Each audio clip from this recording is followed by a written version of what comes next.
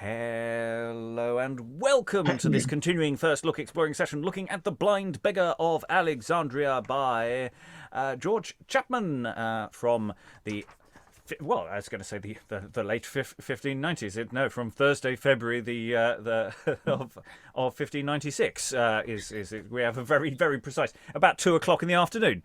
We've got a pretty concrete idea when this was first performed. It may have had performances elsewhere prior to that, and it got 17 performances across that year. It was a popular old play. Whether it's a popular old play with the people in the room is still to be decided, depending partly on how it ends and where it goes. And I wonder how ready the room is for where it's going. So the story so far. A chap probably called Cleanthes has been disguising himself as various different people, as a blind beggar, as a count, and a serious count, and as Leon, and has been going up to all sorts of, in theory, hilarious japes, much of which is not necessarily landing with the room. Reading Irus, Count Leon Cleanthes, and Uncle Tom Combley and all is... Hi, I'm Eric, and I'm here. And I thought you were going to say, we're just going to sort of keep going and enjoy the show. Reading First Guard, Porus, Ptolemy, and Druso is... Hello, Sarah Blake, actor, writer, and director in Germany. And Sarah may be filling in for me in a few minutes' time, so that could be an interesting reading stage directions as well as reading the parts. The fun. Reading Aegiale, Elimine, and Second Messenger is... Hello. Elsewhere, I play a college writing teacher. My name is Lynn. I live in the northwestern United States. Reading Samaphis and Clearchus today is... Rachael, actor on the East Coast. Reading Martia, Aspasia, and Bebritius is... Hi, I'm Emma Kemp. I'm an actor and I'm in London. Reading Second Guard, Rhesus, Pego, and Messengers. Messenger number 1 is... Hello, I'm Helen Good. I'm a historian. I'm in Hull. And reading Menippus, Doricles, Euribates, and Bion is... Aliki, Chapple, actor, translator, and theatre maker living in the north of England. So without further ado, we're going to dive back into the play to see where all of the cunning plans go. Scene 5. Enter Elimine, Martia, Samaphis, the 3 ladies we met earlier. Soft, Mistress Burgomaster, pray you stay. Your heart is greater than your person far, or your state either. Do we not know you, trow? What, woman, you are but a burgomaster's wife, and he, no wiser than his neighbors, neither. Give me the place according to my calling. What skillful places? Do we not all call sisters? No, by my faith, I am a countess now. I should have one to go before me bear and stand by there to the best of them, and one to come behind and bear my train, because my hands must not be put unto it. My husband is a lord and past a lord.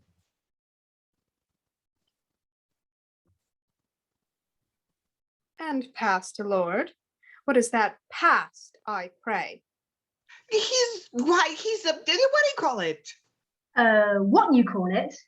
Can you not name it? I think I must not name it. Why so, I pray? Because it comes so near a thing that I know. Oh, he is a count, that is, an earl. And yet he is not known to have much land. Why, therefore, he is an unknown man. Aye, but my husband is the king's officer. Aye, but my husband is able to buy both yours. You say husband, I may say my lord. And methinks husband is worth 10 of lord. Indeed, I love my lord to call me wife better than madam, yet I do not mean to lose my lady's titles at your hands. I may, for courtesy, to be termed a gentle lady, call you sisters still, but you must say, and please your lordship, 'Tis thus and so, and as your honor please. Yet shall my husband call me wife, like yours. For why made God the husband and the wife, but that those terms should please us more than others? New-fashioned terms I like not, for a man to call a wife coney, forsooth, and lamb, and pork and mutton, as he well may say. Well, madam, then, and please your ladyship, what gowns and head tires will your honour wear? 20 are making for me head tires and gowns, head tires encased, in order like the stars, with perfect great and fine cut precious stones. One hath bright Adriane's crown in it, even in the figure it presents in heaven. Another hath the figure of Diana, and Berenice ever-burning hair. Another hath the bright Andromeda, with both her silver wrists bound to a rock, and Perseus that did lose her and save her life, all set in number and perfect form, even like the asterisms fixed in heaven. And even, as you may say, in moonshine nights, the moon and stars reflecting in their streams, so from my head you shall see stars take beams. Oh, brave! God willing, I will have the like. And so will I, by God's grace, if I live. Come up to supper. It will become the house wonderful well. Well, if my husband will not, let him not look for one good look of me. Nor mine, I swear. I'll ask my husband when I am with child, and then I know I shall be sped, if they... But every pleasure hath a pain, they say. My husband lies each other night abroad. And so doth mine, which I like but little. Well, time, I hope, and change of company will teach us somewhat to bear out the absence. And exit Martia with Samaphis. I know not what to say. My husband makes as if each other night he has occasion to ride from home, as home serves not his turn. To my good turn, Cupid, I beseech you. And before we have the entrance of Leon, I think we should just unpack some of that. They're really leaning on the Count there, and the double entendres there, and the one-upmanship. Is it a double entendre? It's practically a single entendre here, isn't it? And then, of course, we get the irony at the end of going, my husband stays out every other night. So does mine. Wonder what's going on. Big laugh from the audience there, depending on your point of view. So, yeah, everybody's got married during the interval. Or at least we assume they've formally been married. The fact that they're going around announcing it to everybody else suggests that, yes, some sort of service has occurred. So, yeah, how are we finding that? I do like these three when they're together, I have to say. They do work very nicely together. Thoughts on the room? Who wants to leap in? Lynn. I just want to clarify. Martia is actually married to Pego, who's posing as the burgomaster. So, she's the only. She's actually not being cheated on. It's Elimine and Samaphis who are married to the same man without knowing it. Yes, I mean the only cheating that's going on is Pego's identity and his position, which is all quite suspect. But yeah, otherwise, no. Pego is presumably just staying in. Aliki. Okay, either Cleanthes is really a master of disguise, or none of these bosom buddies went to each other's weddings and have not visited their houses since. No, maybe they've just been very busy. But yes, I would agree on that front. I mean, that's a scene I want to see, actually. The farce of the weddings, especially if the weddings all happen on the same day in the same venue. So that you're literally running. I mean, he only has to run, I suppose, between explicitly between his own two. But if he's got Pegos happening at the same time as well, Yeah, I mean, he can attend as whoever, and we know he can do really quick costume changes. So maybe, as he runs. Very confused priest. Helen. Yeah, but he'd only have to get one set of morning dress from Mossbros. If they were all on the same day. Yeah, it's the makeup. It's whatever he's doing with his face, Yeah, and stuff. that's The, true. And I presume he's Pego's best man. Yes, that's the way. Why did you make me best man? Do you not know what I've got on today? So yes, Eric. Yeah, it's interesting how you've got all these kind of, my husband is better than your husband, and my husband is further up in social status than your husband, and like sort of this realization that, but they're not, he's not present. I mean, something's wrong here. Getting a bit fishy and stuff. I don't know, it's just an interesting theme that reminds me of Marston, actually, but like a sort of reverse Marston where the main character, like instead of the fawn just being disguised as the same character throughout, it's just like he's changing clothing all the time. Yeah, I'm master writing a few years later than this, looking at a very popular play going, well, maybe I don't want to do that game, but maybe I still want to play with elements of the disguise stuff. So there might be a direct influence from this. I think that's perfectly reasonable because, say, it's about and it was popular and it was successful and then it got printed. So, yeah, I'd be very happy with that. Yeah, all that stuff of, well, madam, and please, your ladyship, what will you be wearing? And, the level of sarcasm that may or may not be going on between them. And again, this question of how serious are they with their one-upmanship as well? How much of this is playful? How much of this also has a steel edge of social climbing? So there's actually a lot at play here. Aliki, were you waving? No? Okay. Any other thoughts before we move? Because we're only halfway through the scene. Because the Count is about to enter. So enter. Is it the Count? No, it's not. It's not. It's the other one. It's the other disguise. Is it? I've forgotten. Yeah. I've forgotten which disguise is which now. Yes, no, it's Leon. It's Leon. It's Leon's not the moneylender, the usurer. This is the usurer. So yes. So enter Leon and Druso. I don't know if we met before. Following him. Now I will try to make myself the Count, an errand cuckold, and a whittle too. Now may I chance to prove a cunning man and tell my mistress where my master haunts. Right, nymph, I come and name all the world that now sustains the dead winter in the spring to have a summer from thy graces darted. Thy love, sweet soul, is all that I desire to make a general summer in this heart, where winter's double wrath hath tyrannized.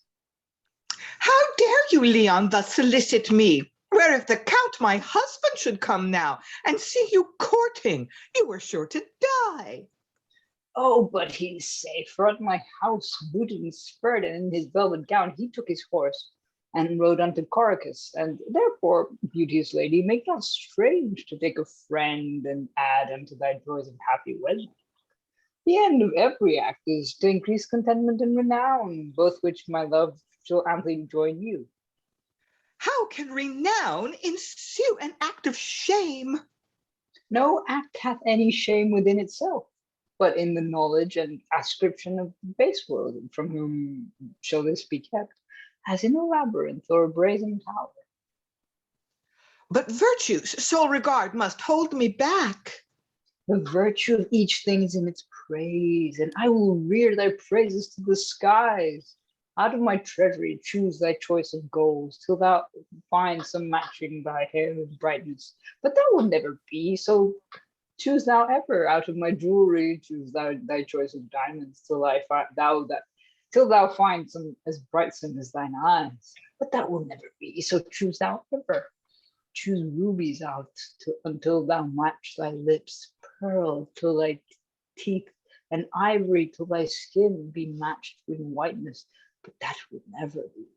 Nor never shall my treasury have end, till on their beauties ladies loathe to spend. But that will never be. So choose thou ever. Now what a God's name would this vain man have? Do you not shame to tempt a woman thus? I know not what to say nor what to do. He would have me do that I fear I should not. Something it is he seeks that he thinks good, and methinks he should be more wise than I.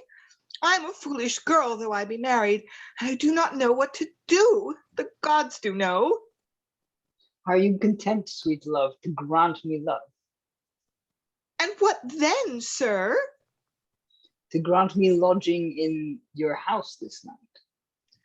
I think the man be weary of his life. Know you the Count, my husband?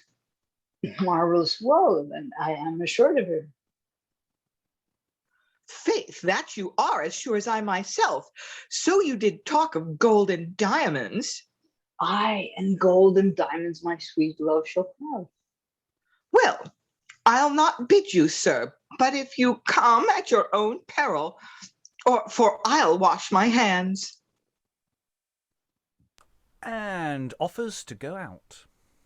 A plague of all sanguine simplicity. But do you hear, sir? Pray you do not think that I granted you in any case. And exit Elimine. No, I warrant you, I'll have no such thought. No, this is all excellent. Who can desire better sport? This night my other wife must lie alone, and next night this wife must do the like. Now will I woo the other as the count, which if she grant and they do break their troth, I'll make myself a cuckold twixt them both. And exit Leon. Follow him until he take the earth, and then I'll leave him. And exit Druso. Enter Samaphis alone. Now, if my husband be not all alone, he is from home and hath left me alone. So I must learn to lie, as children go, all alone, which lesson now I am able to bear a child is worse to me than when I was a child. The moral this, strength without health a disadvantage is. And re-enter Druso. Mistress, what will you say if I can tell you where my master is? Where, Druso, I pray thee? Even close with the young countess, i' faith. Out on her strumpet. Does she brag so much of her great count, and glad to take my husband? Hence comes her head tires and her fair gowns, her train borne up, and a man bare before her. Was this my fortune that should be so good? I' faith, you beggar, you old false knave, you holy villain, you prophetic ass. Know you no better what shall come to pass? I'll be revenged, if faith, I'll be revenged. And exit with Druso. Okay, so many things. Where should we start? So he's going to cuckold himself for reasons. Someone said in the chat, I think was it Aliki, just adrenaline junkie. I mean, why other reason is he doing this? It's just because he can. But you get the impression that they still haven't necessarily actually had any kind of intercourse yet with his actual wives, because there still seems to be some confusion in their mind as to what actually that might entail. Was I misreading that, or was that it seemed like we're too soon after the wedding, that they haven't actually been fully consummated? I'm not sure. Am I wrong on that point? Did I misread it? Because it's just some of what Elimine was saying was I was very confused, especially with the aside where I just put exclamation mark, question mark next to it, just going what? There's some really weird stuff going on. Thoughts from the room, because I understand the effect of what's going on here, but I'm not understanding why. Sarah, muted at present. I'm not sure either. But the fact that they've had time to actually notice that their husbands go away, every 3 days, makes me think that that the marriages have been consummated. And just because the marriages have been consummated, it doesn't mean that the girls can't still be massively in the dark, really, about marriage. I mean, okay, they've clearly, if they've slept with him, they've learnt the facts of life, as it were, but they could still be like massively ignorant about the consequences of it, or what a marriage is really. So I don't know. I don't know if he's an adrenaline. Well, he probably is an adrenaline junkie, but I do wonder. I do worry that there's like possibly a strong strain of misogyny under this as well. It's like he's testing these women, because it's like, oh, all women are, unfaithful. All women are treacherous. I can just prove this to myself. No, I feel there's a sort of, or at least that's a possible outcome. It might not actually come out that way, but I am certainly questioning his motives as being a little bit darker than just the fact that he's an adrenaline junkie. Well, you also have the problem that you've got Samaphis, being told your master is having an affair. She doesn't go, oh, I'm going to scratch his eyes out. She goes, I'm going to scratch her eyes out. Which, following on from what Leon's doing there, that sort of becomes a bit of a problem. Lynn, then Aliki. It's kind of like Irus. That's what I'm going to call him, because that was his initial identity. It's almost like our titular character is trying to rationalize the way he's mistreating these women and deceiving them to himself, by proving, well, they're not faithful anyway, so they don't deserve a faithful husband because they're so easy to seduce. So that's maybe kind of what's going on. Maybe it's kind of the playwright trying to persuade us that it's okay that Elimine and Samaphis are being deceived because they're so ready to cheat on their husband. So everybody's a bad person. Yeah, but something like that. Yeah, but I'm not sure how willing Elimine is actually at this proposition. It really doesn't. It feels really awkward and uncomfortable. If she was just going hello, or have some sort of objective of going, well, it's one up on my friend over there, or some sort of motivation. But she doesn't seem keen at all. Aliki, then Rachael. I'm not even entirely convinced that these marriages have been consummated.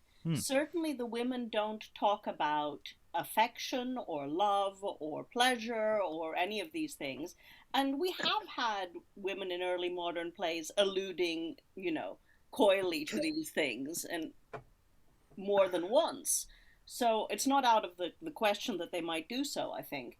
They're only talking about status and stuff. So, Well, that was my reading, that, they've gone through a form of marriage and they're then going around peacocking around town going, hey, look at me. But actually there isn't a reality to any of this yet. And if they're as entirely innocent as they sounded before of any of the realities, then for all we know, he told them that lying down in bed together and sleeping was what marriage was all about. Because that makes what he's doing now sort of weirdly more twisted, because then it's even worse what he's doing now. That, if they were actually having sex with this guy, there would be something about affection, at least, if not pleasure. Rachael, then Helen, then Eric. No, I was I don't know. I feel like it's through his disguises and all of this weird psychology that this is giving us. We don't really know that much about these three sisters. Like they've probably said like who their father is or like what their station is. Oh, right. These things that are identifying, and I've missed it or something. I also feel like in the other Chapman play that we did last week, we had some witty women. We had some like witty women who would fire back with the banter, and these characters are so much more innocent that I don't think we get that as much. We don't have anybody saying motas at somebody. They're just one-upping each other a little bit.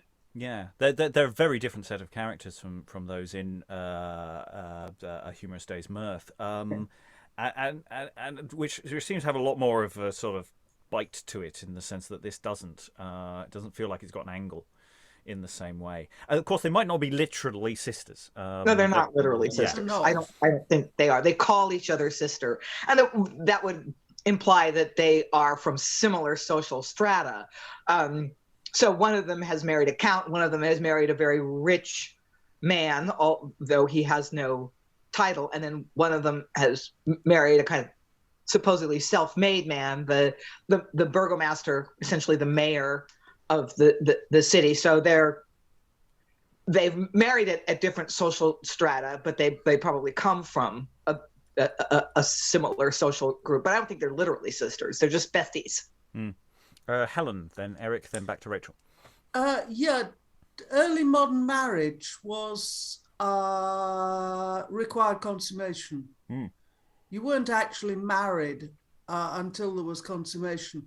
I mean, it derived, I think, from contract law, where you have an agreement followed by part performance. And so, yeah, I personally, it didn't occur to me that it hadn't been consummated, but it may not have been.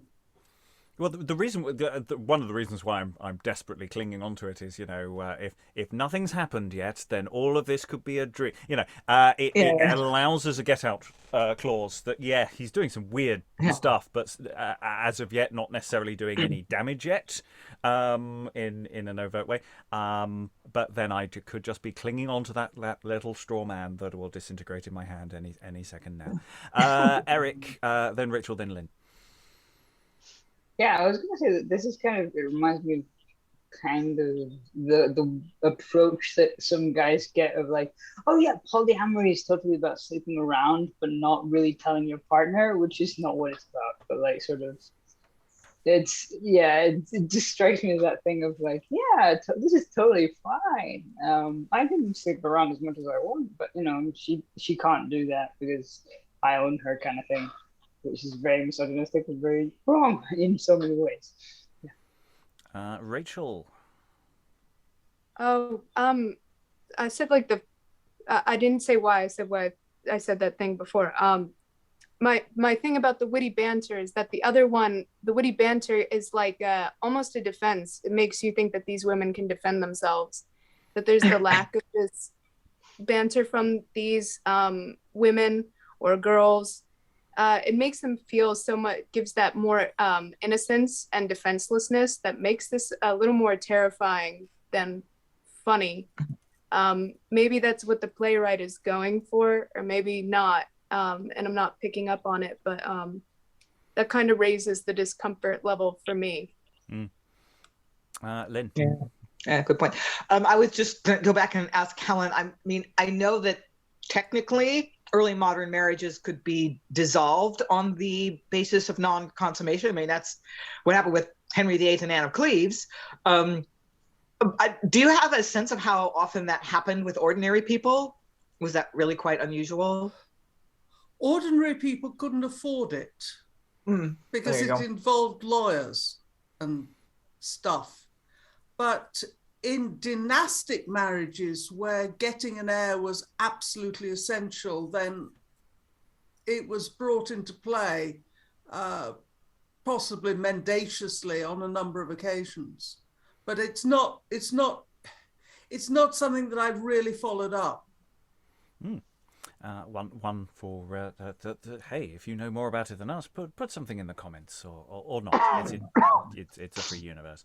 Anyway, we should move on. We've lingered on this. Oh, sorry, Emma, briefly. Just really quickly, something different. Helen mentioned yesterday that so far there hasn't been a sense of peril or the sense that Irus could get caught. And I think here we've got Druso suddenly coming up, who may be, I don't know, the hero who's about to rise and unmask him. So far, he's only added fuel to the fire, but we'll see.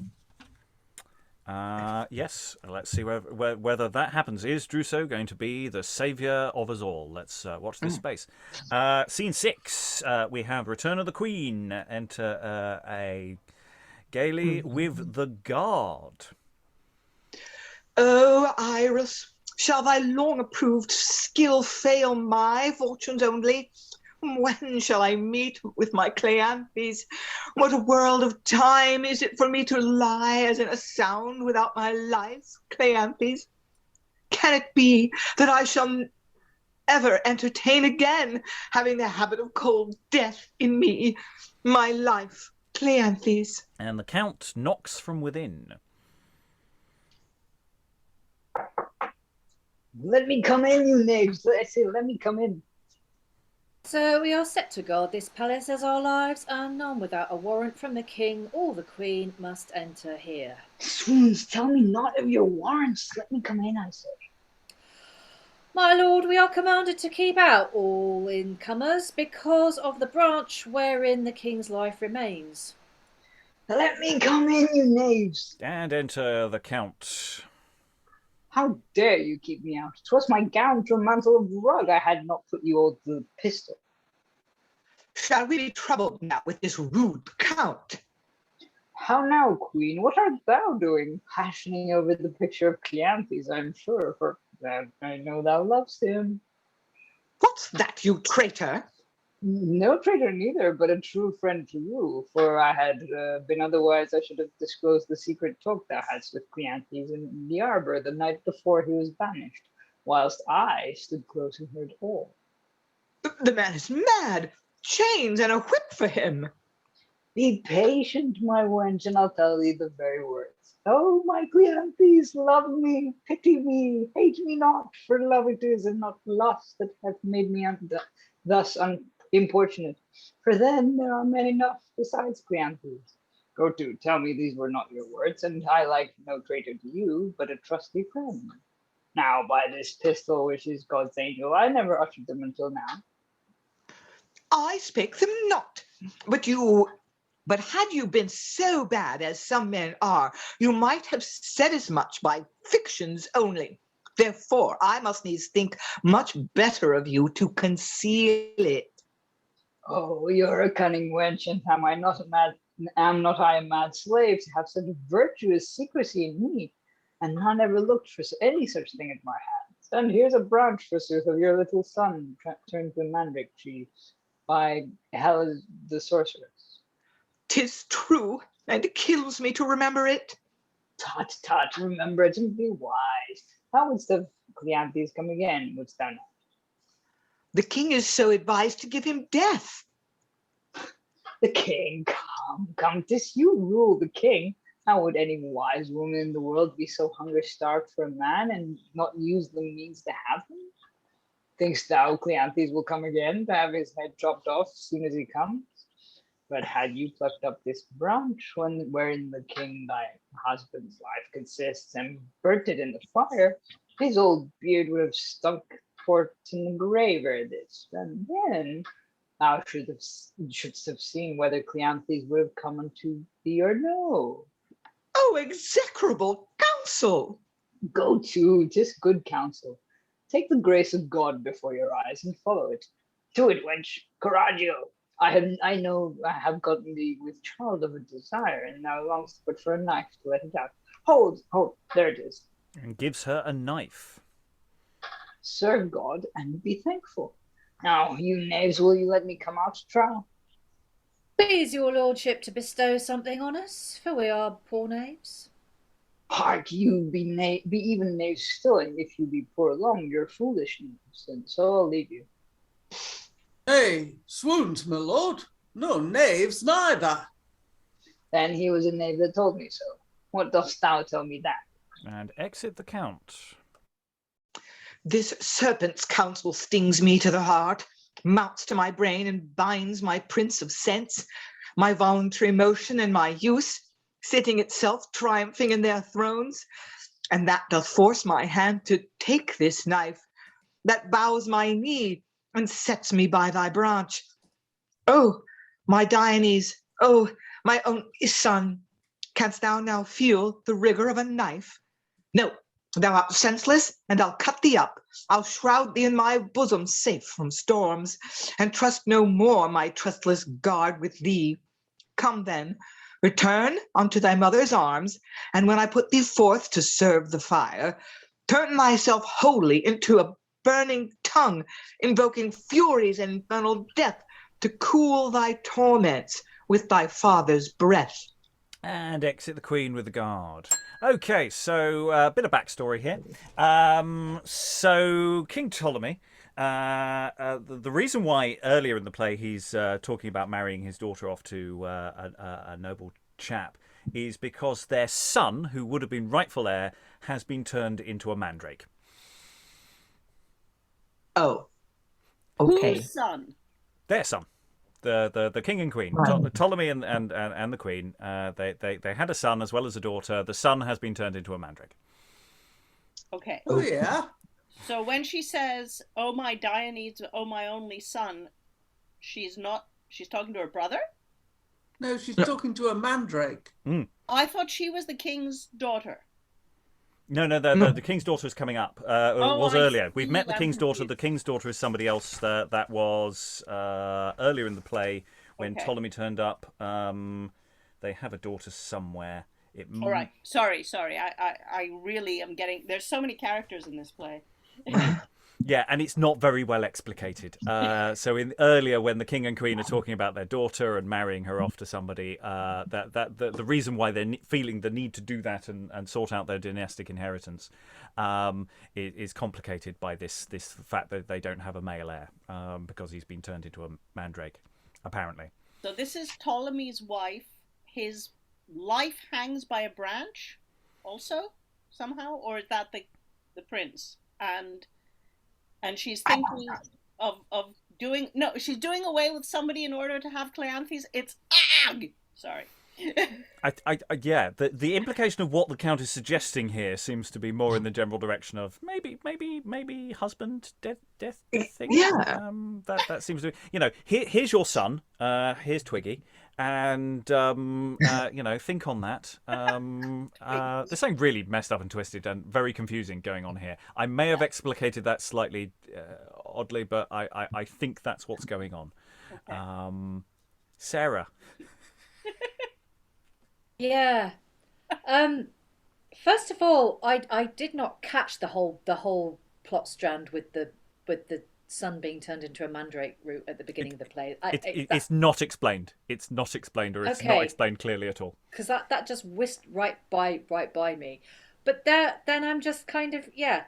So then he says, "But had you plucked up this branch wherein the king thy husband's life consists and burnt it in the fire, his old beard would have..."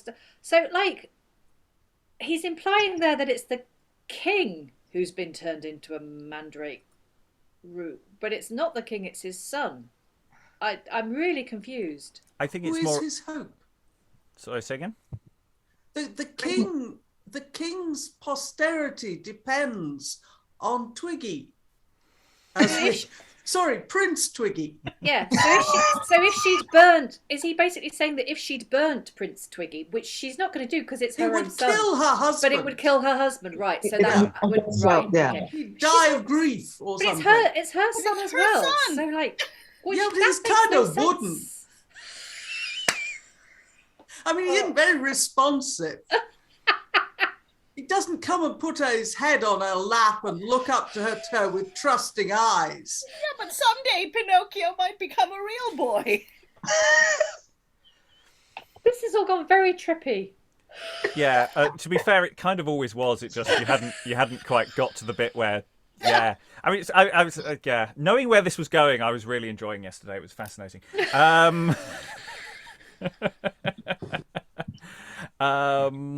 There's all sorts of additional sort of data which is sort of not fully explicated earlier as to who our central character is and what their motivation is, which also fits into all of this, which will become more clear as we go on.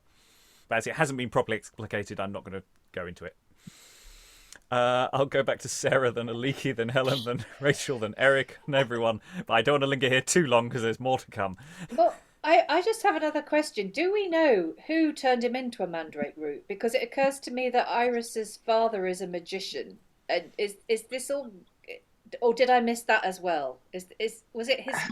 Was I don't think there's any reason given. I think it's just is. it's just okay? So there's no link there. Okay. I don't think so. We may get, there's Okay. Hela the sorceress who I don't think appears. Okay. Helen, I think. Was it you next or Aliki? I forget. No, Helen. I was. Mine was purely frivolous. I was just wondering whether it was the Prince Twiggy was actually dressed as a baby, you know, or got a pair of shorts or something. I don't know. No, who does? Who does? A crown. Leaky. I'm afraid mine is barely less frivolous. I was just wondering if this was a really well-known legend in early modern times. The way, you know, if you had a play now set in King Midas's court, we wouldn't need to be told, oh, look, everybody's going to get turned into gold. Yeah, maybe. Who was next? Eric, were you waving? I think you were. I think technically it was Rachael, but I don't know if she disappeared. Ah. And she reappears. Speak her name. I was just gonna say. So ultimately, he's like, "Oh, I know you have the hots for Cleanthes. Therefore, I will suggest murder might be on the menu." Is that the kind of thing that he's doing? That's just really, really shady. Yes. I mean, among all the other things he's done before this. Do we think that It's this just getting psychopath worse. has any particular barriers for his behaviour? I don't think so. Rachael. No, I don't know if it's just the conversation we had about the mandrake baby, but I think this is the first genuinely really funny thing that's come up in this play for me, just because it's so out of left field, no explanation. This baby is just a plant root. Yeah. So anyway, I think we'll move on. I think we'd better move on. I mean, for all I know, I've just sent you all down a total blind alley, and that's entirely wrong. But I think that's what's going on. Anyway, scene 7. Enter Elimine and Samaphis. Now, Madame Countess, do you make account to take up husbands by your countessship? Have you the broad seal for it? Are you so high, and stoop to one so low as is my husband? Hence come your head tires and your costly gowns, your train borne up, and a man bare before you. Now fie on pride when women go thus naked. I ever thought that pride would have a fall, but little thought it would have such a fall. What fall, I pray you? There you lay last, forsooth, there you lay last. Be not so angry, woman, you are deceived. I know I am deceived, for thou deceivedst me. Thou mightest as well have picked my purse, I tell thee.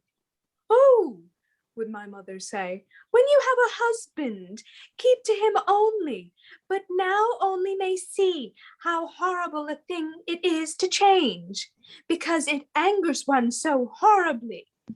You must have ushers to make way before you. The dame is mad, I'll no longer with her. And exit Elimine.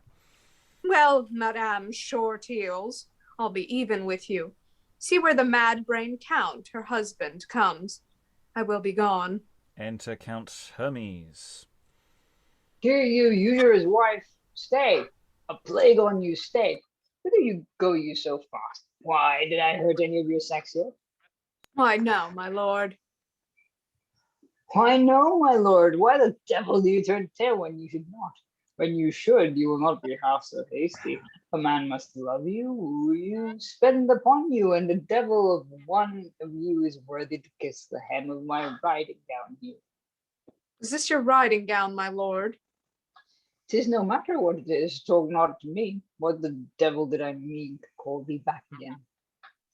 Why, my lord, I mean not to trouble you. Go to, stay, I say.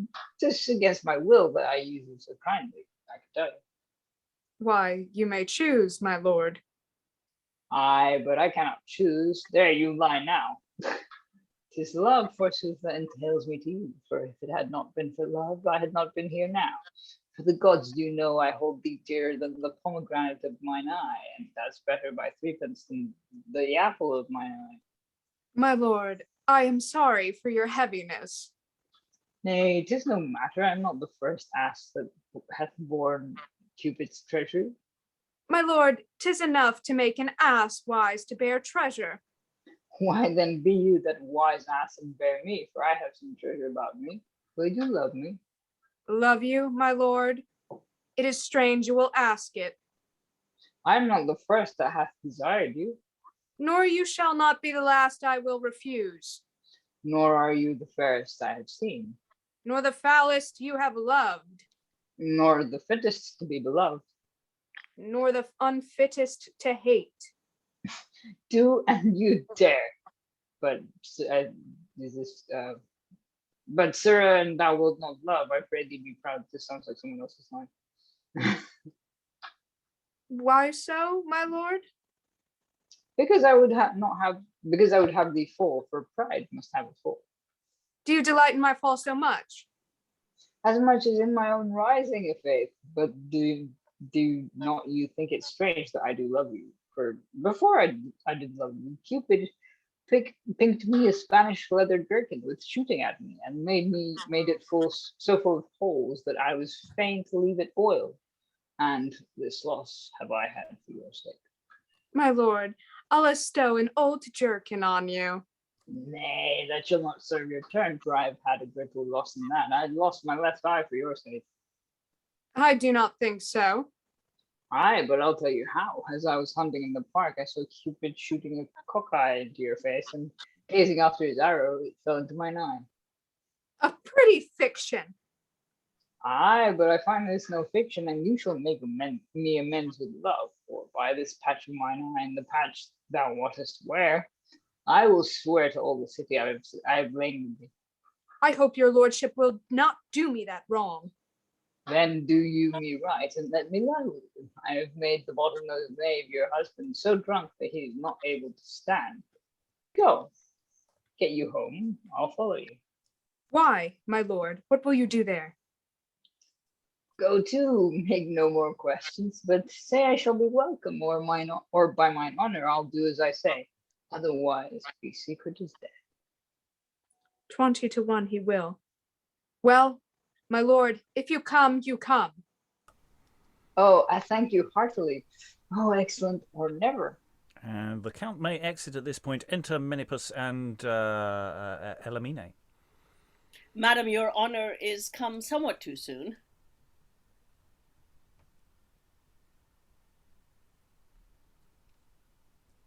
Why so, Menippus? Had you stayed never so little longer, you should have met my lord coming out of Leon's house and out of his movables. How? Out of his movables? Even in plain troth, I see him woo her, win her, and wend in with her. Now of mine honor I will be revenged. Fetch me the burgomaster, Menippus. I'll have them both whipped out of town. Nay, madam, you must not dishonor him so. What shall mine honor do then? Do but tongue whip him, madam, and care not. So I leave him to the mercy of your tongue. My tongue shall have hell and no mercy in it. Re-enter the Count. Excellent music, excellent music. The devil take the instrument. What, art thou so nigh? Aye, and it were a good deed to be a little nigher, too. You make a count ass of me, indeed, as if I were too little for you. But bigness is my fault, unless I were a little better used at your hands. Why, thou wilt be too perfect if I should use thee much, for use makes perfectness. Aye, but I cannot be too perfect, and therefore I'll spoil her perfections that helps to spoil mine, I warrant her. Why may not I lie with her as thou layest with her husband? I defy you, and all the world can say black is mine eye. Indeed, I think so, for thine eye is grey. But thou didst lie with him, by that same token he gave thee carcanet, and thou toldst me that thy mother sent it thee. Thou didst promise to banquet him when I was next abroad. Thou didst say he could not be so old as he made himself to be. Thou didst say 'twas pity of his nose, for he would have been a fine man else, and that God did well to make him a rich man, for he was a good man too.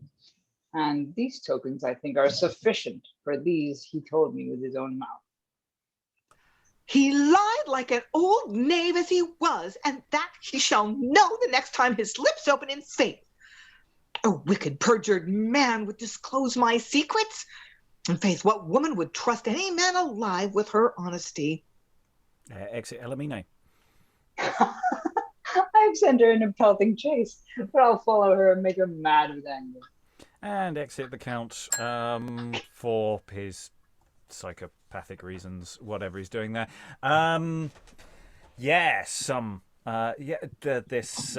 Effectively two scenes there. Presumably Samaphis must exit, and then we have these re-entrances going on here. But yeah, Count's just starting off, just sort of negging. There's suddenly that feels very modern in a very dark way.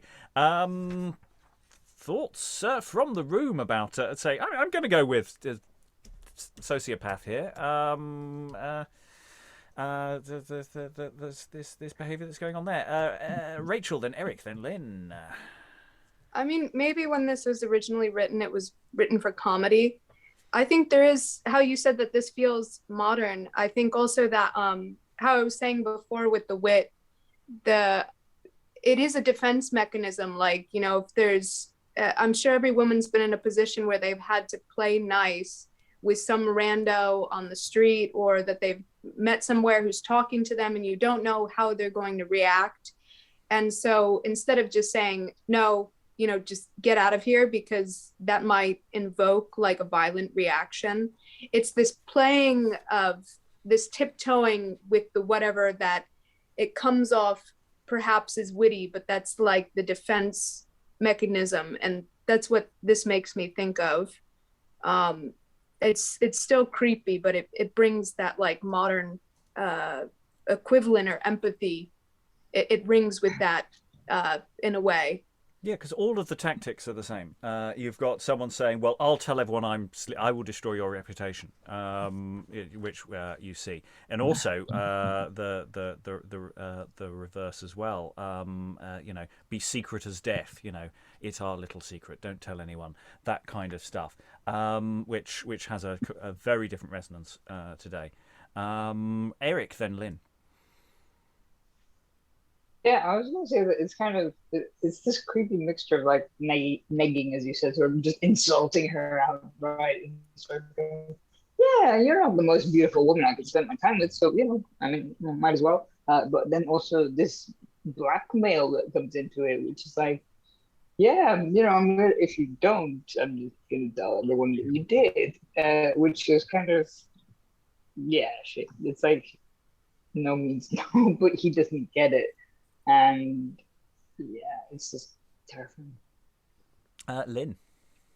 Yeah. In addition to other things that are confusing and underdeveloped, a lot of stuff is happening off stage in this half of the play. We start out with scene 6, where the besties are coming on and they've all gotten married off stage. And now we have this confrontation between Elimine and her husband, where she's accusing him of cheating with Samaphis, I guess. Yeah, Samaphis. And he's like, well, why shouldn't I have slept with her? You slept with her husband. And she's like, no, I didn't. But then to herself, she says, he's disclosed my secrets. So evidently, at some point, she has given in to Irus in his guise as Leon, and that also happens off stage. So there's like all of these assignations happening very quickly, and we're supposed to gather from the dialogue that they've happened, and that's kind of confusing. Yeah. Time is moving in odd ways. Yeah. Other thoughts before we move on, because we might be heading more in the direction of strange things happening. Rachael. What? So what Lynn just said, that he's playing this game, you know, he knows that's a lie, because that's him. He's making up this excuse, this feigned excuse to give himself a reason to cheat. So, yeah, I mean, it's just more like gaslighting and abuse. Yeah. Okay, we're going to return to the wider political world of this play. Okay. Now, with scene 8.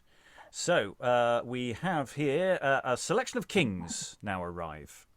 So, enter Porus, king of Ethiopia, Rhesus, king of Arabia, Bion, king of Phaeacia, Bebritius, king of Bebritia, with soldiers and drum and ensign.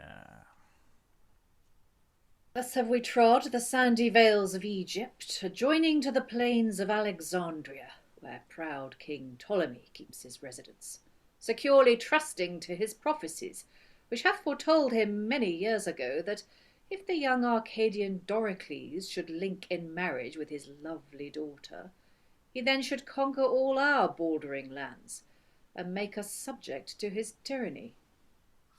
Trusting to his fond, fantastic dreams, he hath exiled the warlike Duke Cleanthes, whose name was terror to our valiant troops.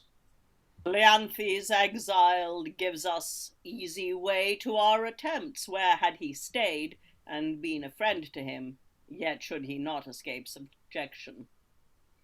We will divide his kingdom twixt us four, and reave from him his 4 chief ornaments, and, for to grieve his aged mind the more, he shall be kept in lasting servitude, so to fulfill what fates to him assigned.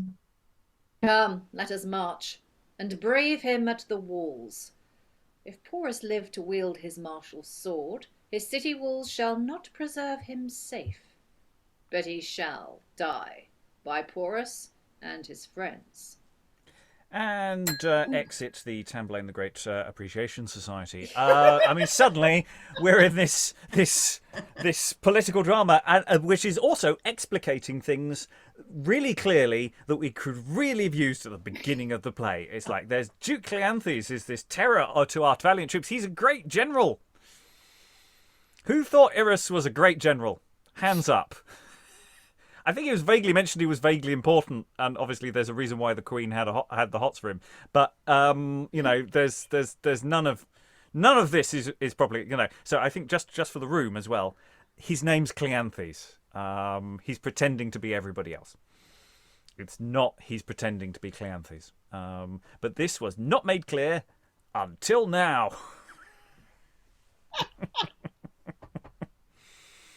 Backwards storytelling. It's almost like what was that John Lilly play we had where it's just going, oh, and now they explain why everything's happening. Thanks. Act 5, good place to put it. Anyone want to leap in briefly, Lynn? Okay, that's really confusing and unexpected because this type of character, the very clever, manipulative, man of 1,000 faces character, is almost never someone high-ranking. That why would a general and a nobleman himself, Cleanthes, need to do that? It's almost always a riff on the clever servant or an ordinary person, right? I mean, like that character type almost always comes from the middling or lower order. So it's so weird that a count decides that he's gonna just play everybody. Why? I think it's partly because he's turned down the Queen, and to avoid the ire of her and the King, he's effectively on the run. Which is where we sort of open the play. So I think this is the way to think of it. Perhaps is think of this like Marston read this and thought, I've got a play in mind for this. It's called the Malcontent. Better.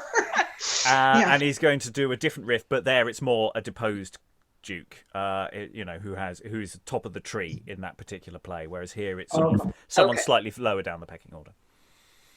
Helen, then Eric. He turned down the Queen. Oh, right. Right. Ah. And then in the sort of classic move, who is it? She does the Phaedra thing that she doesn't get what she wants from the guy, and so she accuses him of trying to assault her in order to get back. Right. It's the Potiphar's wife. scenario. Gotcha. Eric. I was gonna say that this play feels like it's like one of those student plays where every scene is written by a different person. So like there's no continuity between them. Maybe that's just me, I don't know. But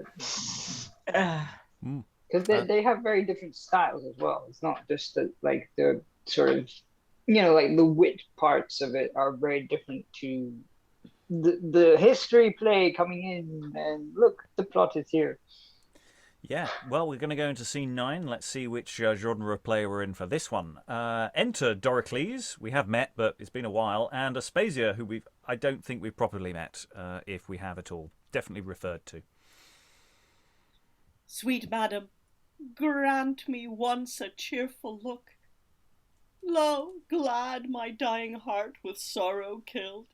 Your father has resigned his free consent. You, bound by duty to obey his will. Nay, rather let him hale me to my death, than 'gainst my will constrain me match myself. Enter Count Hermes. Die, thy vile wretch, and live, Aspasia. Even now I heard thy father Ptolemy with words that still do tingle in mine ears, pronounce him heir to Alexandria. 'Tis time for me to stir when such young boys shall have their weak necks overpoised with crowns, which must become resolved champions that for a crown's exchange will sell their souls. And the Count kills him. Wicked Count Hermes, for this monstrous deed, Egypt will hate thee, and thou sure must die. Then hie thee to the hills beyond the Alps, fly to unknown and unfrequented climes, some desert place that never saw the sun, for if the king or any of his friends shall find Count Hermes, thou art surely dead. I'll fly no more than doth settle the rock, no more the mountains or the steadfast poles, but come, sweet love. If thou wilt come with me, we two shall live amongst shadowy groves, and we will sit like shepherds on a hill, and with our heavenly voices entice the trees to echo sweetly to our celestial tunes. Else will I angle in the running brooks, seasoning our toils with kisses on the banks. Sometime I'll dive into the murmuring springs and fetch these stones to hang about thy neck, which by thy splendor will be turned to pearl. Say, fair Aspasia, will thou walk with me? No, bloody Count, but I will clear myself and tell thy murders to the amazed court. Nay, if thou wilt not choose, you peevish girl, thou canst not say, but thou wert offered fair. But here must end Count Hermes' strange disguise. My velvet gown, my pistol, and this patch no more must hide me in the Count's attire. Now will I turn my gown to usurer's coats, and thus appear in the world no more. Farewell, Aspasia. Exits the Count. Go, wretched villain, hide thy hated head, where never heaven's light may shine on thee. Who's there? Come forth, for here is murder done, murder, murder of good Prince Doricles. Enter Euribates. Who calls out murder? Lady, was it you? As I was walking in the pleasant meads with Doricles, the young Arcadian prince, rushed in Count Hermes, and in desperate words hath slain this prince. A baleful deed. Pursue the murderer, and tell the king of this foul accident. Enter the king, Ptolemy, and lords, including Clearchus. Oh, tell no more. Instead of tears, my beating heart dissolves in drops of blood, and from mine eyes that stares upon this corpse leaps out my soul, and on it I will die. Oh, Doricles, oh, dear Arcadian prince, the bulwark and supporter of my life, that by decree of fates was promised to add 4 neighbour kingdoms to my crown, and shield me from a most abhorred death. Now shall my kingdom leave me with my use, and suddenly look for some monstrous fate shall fall like thunder on my wretched state. But before a messenger can come in, I think we'll just briefly pause there. So, of course, Ptolemy wanted his daughter to marry Doricles because there's a prophecy that he's going to gain 4 kingdoms if that happens, and the Count comes in and kills him. So, hilarious comedy with murdery action. Aliki. Well, I mean, at least it makes some more sense than plain misogyny for all of these disguises. It allows him to get away with murder. Yes, he can effectively kill the Count. Yeah. Yeah. Lynn, muted at present. Was Cleanthes in his person of Irus the one who made that prophecy and told Ptolemy that he should marry his daughter to Doricles? That's one question. And I've lost track. Why does Cleanthes want Doricles dead?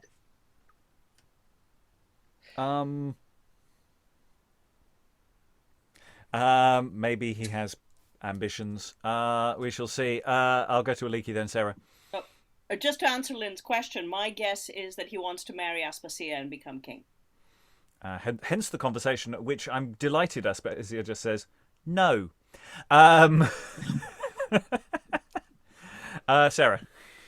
Yeah, I was just going to say what Aliki said. I think he's got his eye on the crown, and actually I'm beginning to think that this is what this is all about. All this kind of random shit is all beginning to come together, and this is since his exile. You know, he was probably quite close to the king when he was this favoured general. I'm probably thinking that he was next in line because the son was no longer in the picture. That wouldn't tie in with him being then the person who gave the prophecy, but then I really don't know about that. But I'm thinking this is kind of more Tamburlaine than I at all suspected when we started reading this, and that he's just basically setting up a whole series of alibis for himself with all these different people and all these different wives, so that he can literally get away with the murder of Doricles, and then when he reappears as Cleanthes, he can assume his rightful place, what he considers to be his rightful place by the king's side.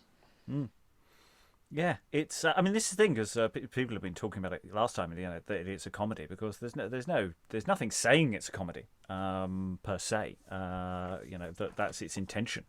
You know, it has got pleasant discourse and conceit and pleasure, but at no point does it actually state. And you know, even if it did, the word comedy has it's starting to firm up by now. So it's starting to you know, have a clearer idea when you say a comedy, it generally means that there should be laughs. But yeah, maybe this is doing very different things. I'm not saying it's not trying to get laughs as well, but what the text overall is doing. Yeah, interesting question, Lynn. I would actually kind of disagree with your assessment of comedy. Comedy means that everything ends happily, and it doesn't mean it's funny. I mean, you know, the Divine Comedy isn't funny. I mean, I don't know. I don't think it is. I don't think Dante's particularly amusing. Comedy is a structure, not a mood. So. We were talking. I can't remember what play it was we were talking about the other day. It's like, why is this a comedy? It's because it ends happily, not because it's funny.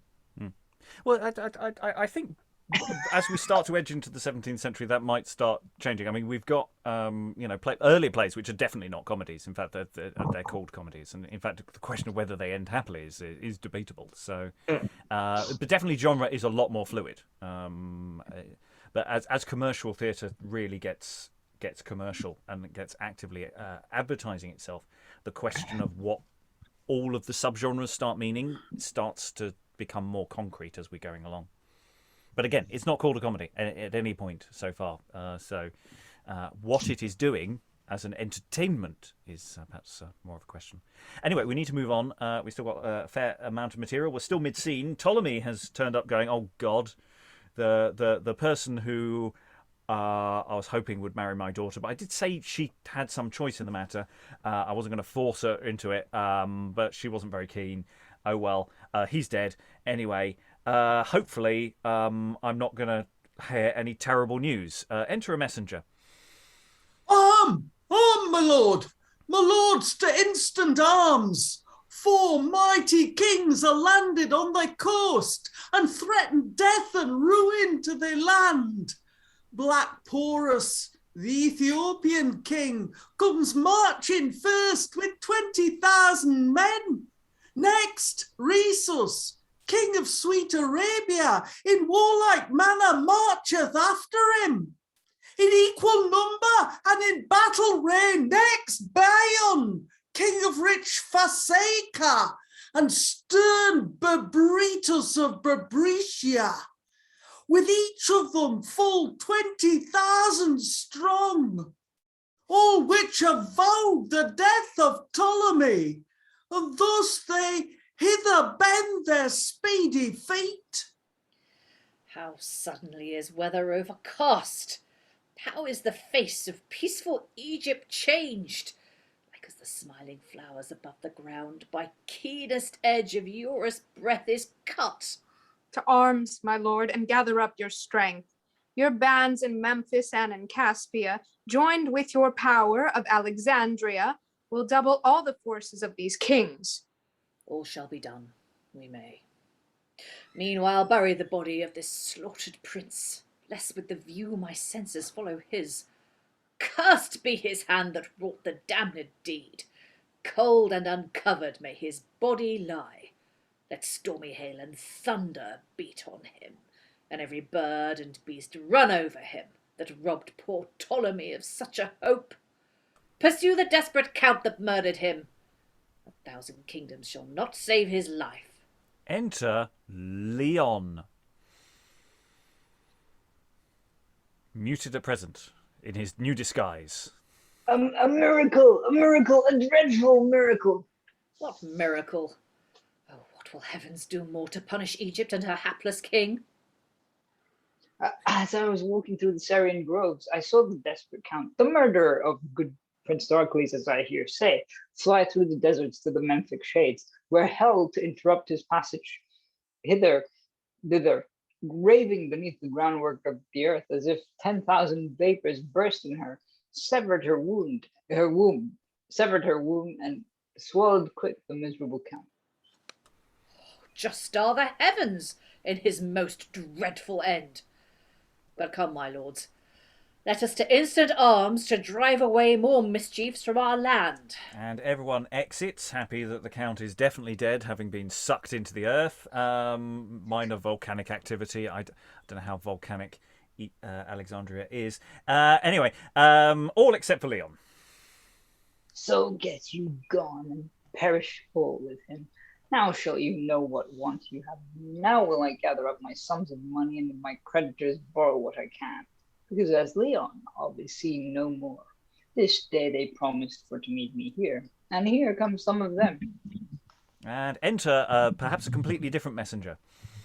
My master, sir, your friend Calatius hath sent you, sir, your 500 crowns for the rich jewel that he bought of you.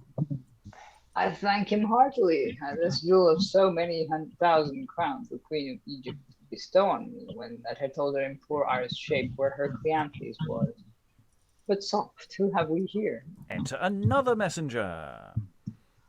Druso, the Italian merchant, here by me, hath sent you, sir, in diamonds and pearls, so much as amounteth to 5,000 crowns, and craves no more assurance but your word. There's my bill, and thank thy master, he shall have more than word. And exit the messengers, leaving Leon alone. Never shall he nor they see this again, nor me neither, as I am this present man. This with the rest I have will make a pretty sum. With this will I employ me in these wars. Now will I take on me the form and shape of Duke Cleanthes. What intends this alarm? Enter Clearchus. Where may I seek to find Cleanthes out, the martial prince whom Ptolemy unkind hath banished out from out the Egyptian land? Our warlike troops are scattered and overthrown, and his dear friends, Achates and Acanthes, lie in the field besmeared in their bloods. I'll run through all these groves to find him out. Exit Clearchus. You've missed him. You've just run past him. My sweet Achates and Acanthes slain, grief to my heart and sorrow to my soul, then rouse thyself, Cleanthes, and revenge their guiltless blood on these base miscreants. Oh, let the cankered trumpet of the deep be raffled out and ring into their ears the dire revenge Cleanthes will inflict on these 4 kings and all their accomplices. And they exit with alarums and excursions and all the paraphernalia. We'll pause there before the final scene. So, the political situation means that they need a general. A fierce and warlike general who will save everybody's bacon, who just happens to be to have just liquidated all his assets in his other personalities. He's just walked on and announced one of his has just died, and coincidentally, you won't find a body. It's all going well for our psychopath, isn't it? He's really arranged things well.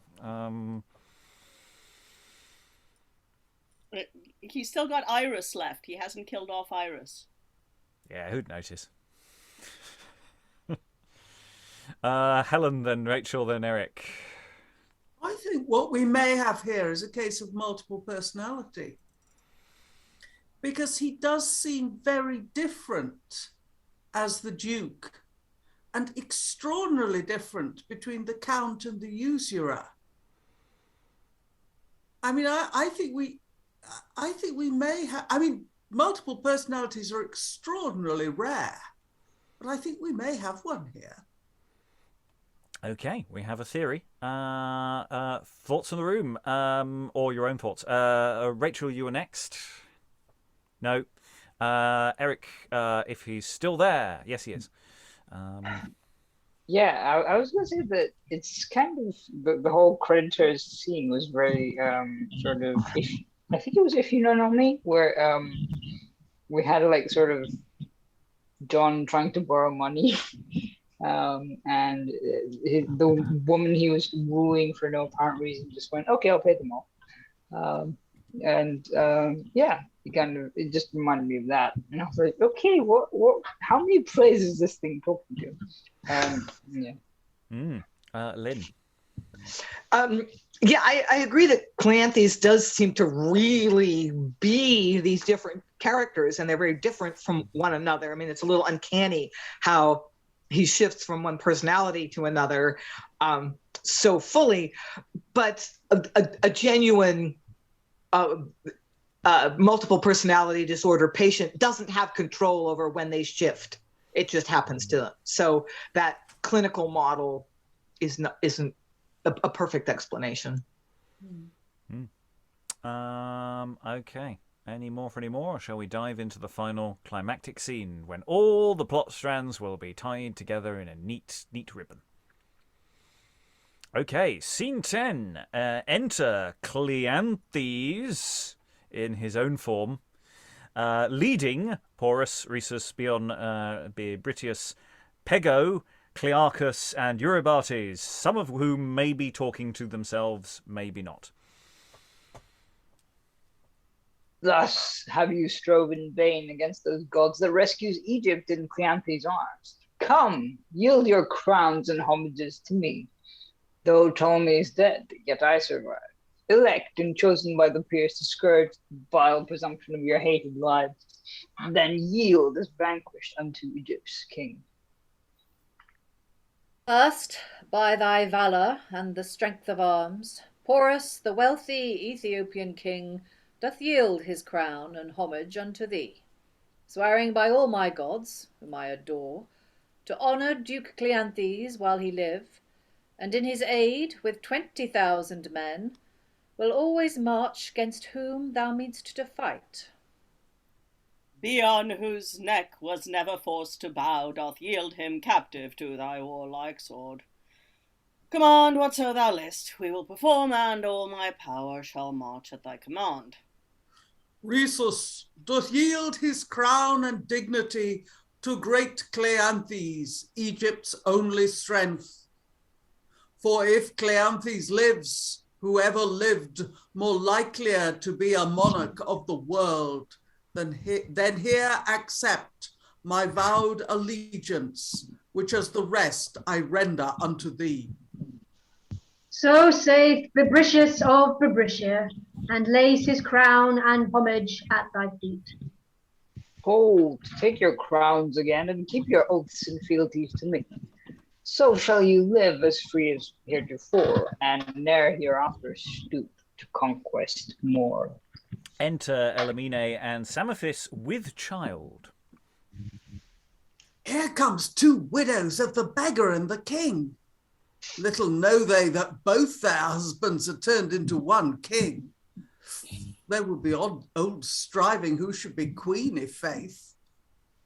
Pity, dread sovereign. Pity, gracious lord.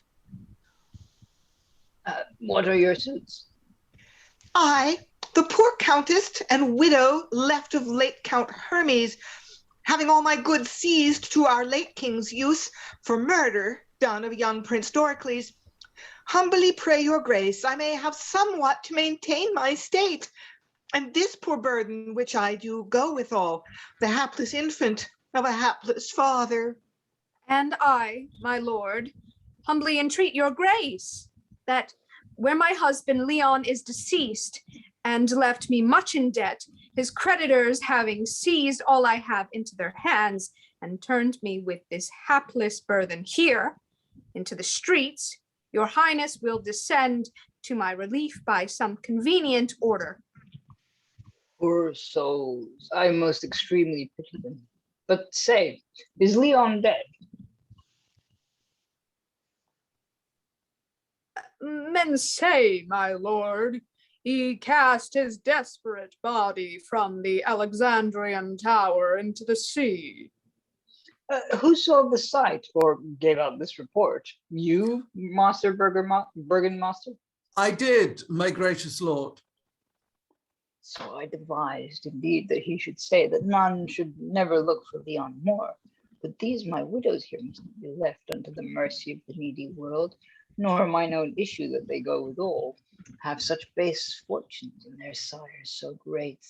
Widows, in pity of your widowhood and untimely ends of both your husbands, the slaughter of the count, your husband, madam, shall be remitted, and yourself enjoy the utmost of the living he possessed. So will I pay your husband Leon's debt, and both shall live fitting their wonted states. Kings in their mercy come most near the gods, and can never no better show it than in ruth of widows and of children fatherless. Myself will, therefore, be to both your births a careful father in their bringing up. The gods forever bless your Bless majesty. your majesty. But tell me, were your husbands such bad men that every way they did deserve such ends? Mine was a husband to my heart's content, but that he used the privilege of men What privilege of men?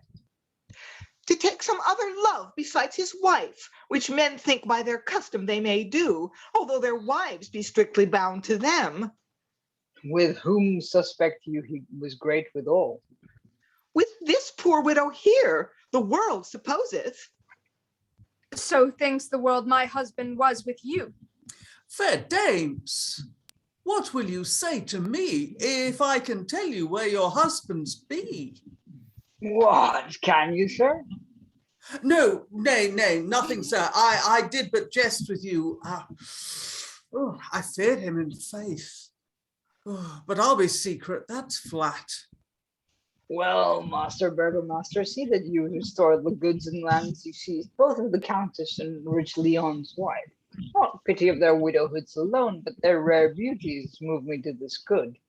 Oh, Master Burgomaster, here's your wife come to welcome you home from wars. And enter Martia with child. Oh, husband, husband, will you go to war and leave me in this taking? This taking? Why, this is a very good taking. How say you, is it not, and like your majesty? 'Tis very well, Master Burgomaster. But shall I entreat one boon of your majesty? What's that, Master Burgomaster? Marry, even to be godfather to my young burgomaster here. With all my heart, sir. Come on, sweet husband, for my time draws near. Oh, fear not. Thou shalt be a joyful mother, I warrant thee. How say you, my lords? Is not our burgomaster a tall man everywhere? Did you not mark how manfully he behaved himself in our late battle? We did, my lord, and wonder at his courage. His merit doth deserve a better place than to be burgomaster of Alexandria. Then say, my lords, how shall we deal with it? Had he been widower, he might have wedded with this countess here. Oh, I have one of mine own, I thank you, sir. Here's one has the sweet of them, i' faith.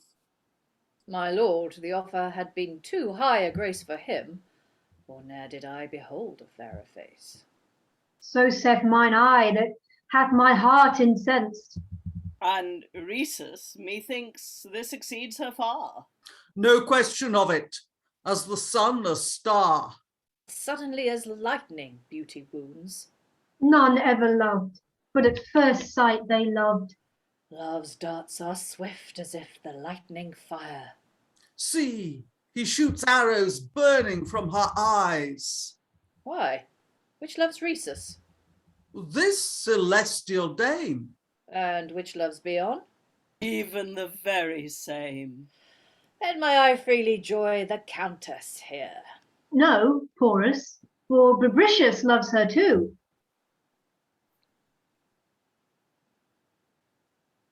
Are they in love? Oh gods, would that were true, my loves enjoy the fresh desire of kings. How now, my lords, doth beauty startle you? More than dead stocks would startle at such beauty. In vain do I resist my passions, mighty Cleanthes, to annex my heart in love to thee as well as victory. Grant this fair countess here may be my queen. No, great Cleanthes, give her to my hand, whose heart was first the subject of her graces. Then let the Arabian king make this his queen. Nay, this Cleanthes let my love enjoy. Fatal are these loves. Now I perceive their fortunes that I told as I was Irus will now in force I see me come to pass. Oh, holy Irus, blessed be thy tongue, that like an orator hath told our fortunes. He told us we should soon lose our first loves, making our second choice amongst greatest kings. I did indeed, but God knows knew not how. How say you, master brother? Am I not secret now? Thou art, and be so still, for not the world shall ever know the mad pranks I have played. Now stand fair, my lords, and let these ladies view you.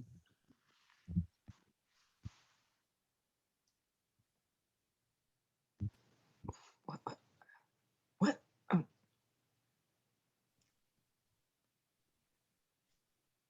Where are we? Sorry. Yeah, very near the end. In my eye now. Elimine has Okay. something really politically problematic to say. Okay, I didn't hear the cue. In my eye now the blackest is the fairest, for every woman chooseth white and red. Come, Marshal Porus, thou shalt have my love. Out on thee, foolish woman, thou hast chose a devil. Oh, not yet, sir, till he have haunts. 'Tis not the face and colour I regard, but fresh and lovely youth allures my choice. And thee, most beauteous Bion, I affect. Oh, hapless is Rhesus. Cursed Bebritius! Have patience, gentle lords. I will provide other Egyptian ladies for your return. So will we link in perfect league of love. So shall the victory you lost to me set double glory on your conquered heads. So let us go to frolic in our court, carousing free whole bowls of Greekish wine in honor of the conquest we have made. That at our banquet all the gods may tend, applauding our victory and this happy end.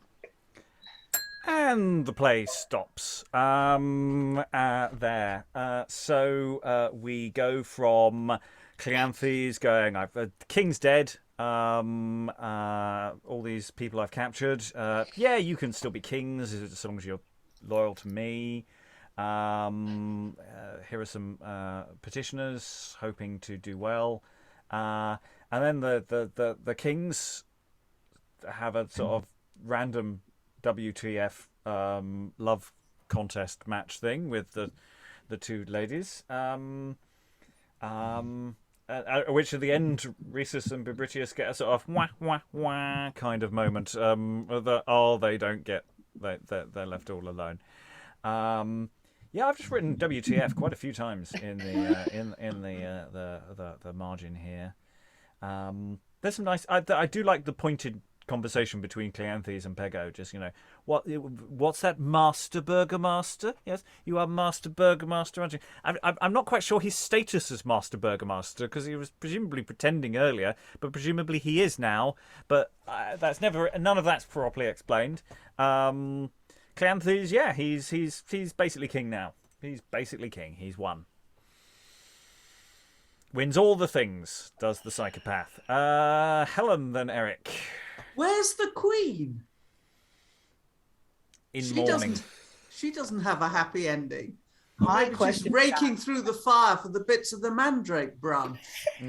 Yeah. That went nowhere. Aspasia went nowhere. That whole thing, we can assume that he's probably going to marry one of them in some fashion. My money's on Aspasia. But yeah. So, Rachael. I mean, there's so many different things. There's so many different angles of, oh my gosh, like that he like his children that he doesn't really take any responsibility for. I mean, yeah, he says he's going to pay off the debt and he's going to do whatever, but he doesn't recognize them, and he kind of like sells off like his wives that he doesn't want anymore. He just gives them he truly treats them like objects and just gives them away to other kings. I don't know. I wrote in the chat that I've never thought that I would dislike a character more than the Count and Patient Griselle, but like this guy's even worse than that guy. No, I'm gonna stay for the Patient Griselle. The Marquis is far worse than this in so many ways. They're a little bit. They're almost even. They're almost even in how much they invoke rage. Oh yeah, but he does establish that they have effectively child support, and they have the options. They do get a choice as to who they're going to marry. This is much more than the ongoing psychological torture that the Marquis puts his wife through for no reason at all.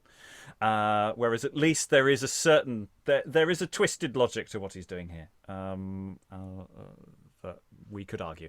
Though I'm also going to just point out, when you reach a certain level of shittery, that actually there's no point really digging through going which is a nicer colour. It's I apologise for even engaging with that kind of discourse. Anyway, Lynn. Oh yeah, I was gonna say Cleanthes does have, I suppose, a slightly mitigating circumstance in that he was definitely wronged. He was betrayed and slandered and unfairly banished. And the Marquis in the Patient Griselle story, no reason for him to be so awful. But still, as you say, Robert, it's just like after a certain sort of level of horribleness, it doesn't really matter who's worse. It's like that's not a because I mean there's a number of his actions where you can go, right, he's trying to regain his position, he might do X and Y, but all of the stuff with the ladies is just, there's no real reason for him to do any of that at all, just for shits and giggles. Aliki. And that's most of the play. Much more of the play than the political plot. Political plot sort of pops up at the beginning and then suddenly comes late onset plot arrives. It's just, hi, the plot's turned up. There was a replacement bus service. We couldn't get in. There's a whole political thing going on over there. Sarah.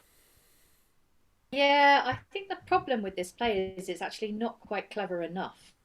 I mean, you do get really successful dramas. I'm thinking of contemporary, or well, not contemporary, but modern dramas where the hero is an anti-hero, where he is a complete horror, but the audience they root for him anyway because he's so clever and he's sort of the underdog. And I'm thinking in particular of the original BBC version of House of Cards and Sir Francis Urquhart, and he's just the most vile character. But he's so clever. He's so clever in his psychopathy that you can't help but, even if you're not rooting for him, you're fascinated by what he does. And the problem with this is Cleanthes, it turns out, it's actually not that clever. He actually said at the end, oh yeah, the prophecy about the kings came true, and I didn't even, that was lucky. You know, if we'd had more scenes, if we in those big swaths of time that went past between scenes, if we'd had more scenes sort of where he was engineering it all and setting it all up, and if we'd known from the start that actually his plan was to get back in the king's good books, or even maybe kill the king and take possession, then actually we might have actually found it compelling, even if we didn't like him. But the trouble is that it wasn't that clever. We didn't get to follow all the machinations. It was just kind of told to us almost as an afterthought a lot of the time. And so for me, that is a failure of the play, because he's not a terribly likable character, which is fine, but there's nothing else to replace the fact that we don't like him. There's no compulsion to follow his story. There's no fascination with the horrible things he does. Now, of course, it might be a case that, the original performer, that a performer can make you like him on some level. I'm not suggesting for today. I'm suggesting more for then. I think there's an awful lot of additional, water under the bridge has gone by for that to happen. Lynn, then Eric. I really like Sarah's meditation on how the anti-hero works for us these days. And another way that the charming but despicable hero works is that he makes a misstep and he himself becomes vulnerable, and he grows, but he loses, but he grows, like Valmont in Dangerous Liaisons, that he's this sort of completely amoral lady killer, and then he falls for someone and it ends up being his destruction. So he grows as a person, and it ends up being a tragedy, and that's satisfying for us, that our anti-hero, who's a terrible person, becomes a better person, and he kind of gets what he deserves. And that's not what's happening here either. So yes, and again, we're talking about stakes as well. With the original House of Cards, where there is a struggle going on. There are obstacles being thrown in the path all the way, and there isn't really a sense. Everything just falls into place. He's just it's too easy as he steps from one thing to another. There's also the element, just by the nature of his character, that it feels more like the remake of House of Cards than it does about the original House of Cards, which is problematic on all sorts of other different levels, which we won't engage with. Eric, then Helen. I was going to say that this ending kind of feels like Spanish tragedy's Lorenzo, sort of actually making, because he's such a shit, that he actually making it to the end without dying, and then sort of adding to that element of, oh look, these women are in love with him kind of thing, which or making women fall in love with him for no apparent reason kind of, I don't know, it just feels like that kind of character sort of superimposed with, oh look, a romance / trickster character. It's a very strange mix. Helen. He's got a problem with Pego, who very nearly let the whole cat out of the bag and had to be stomped on. I have a feeling that Pego may not belong for this world. He's going to get pushed off a building. Well, yeah, because he knows all the he knows where everything. Or he knows where all the bodies aren't buried. And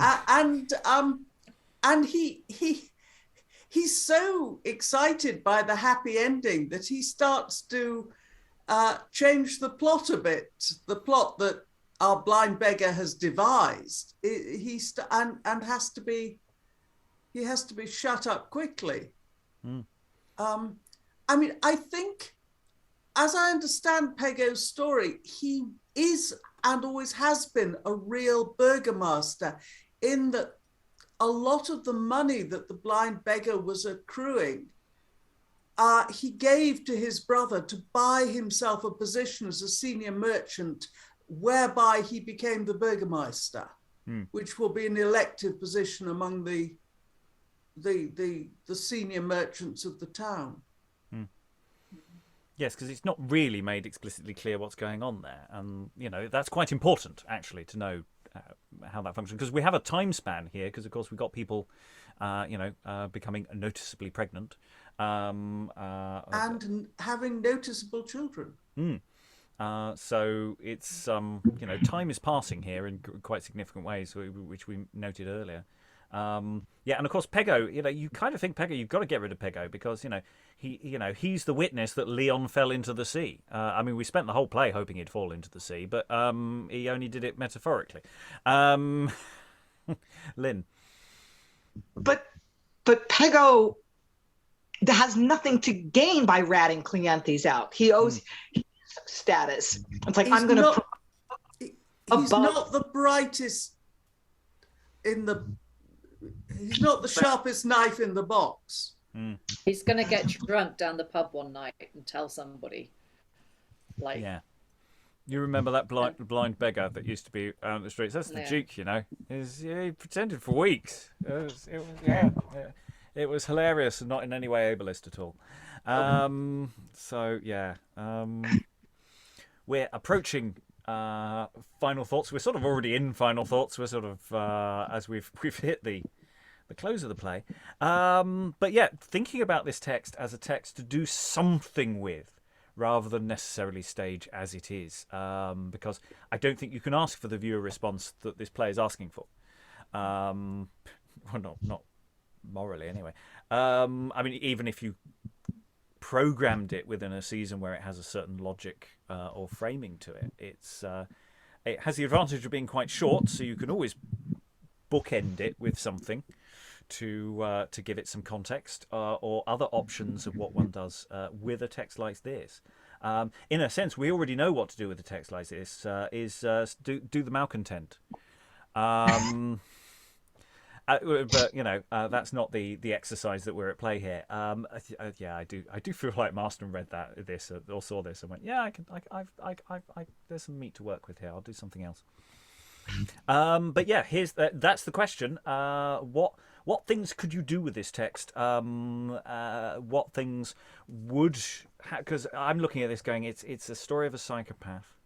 That's my angle. That's as far as I've got. And that you actually turn it into something quite deliberately dark and weird, and see where to go with that. But maybe there are other routes, some other ideas.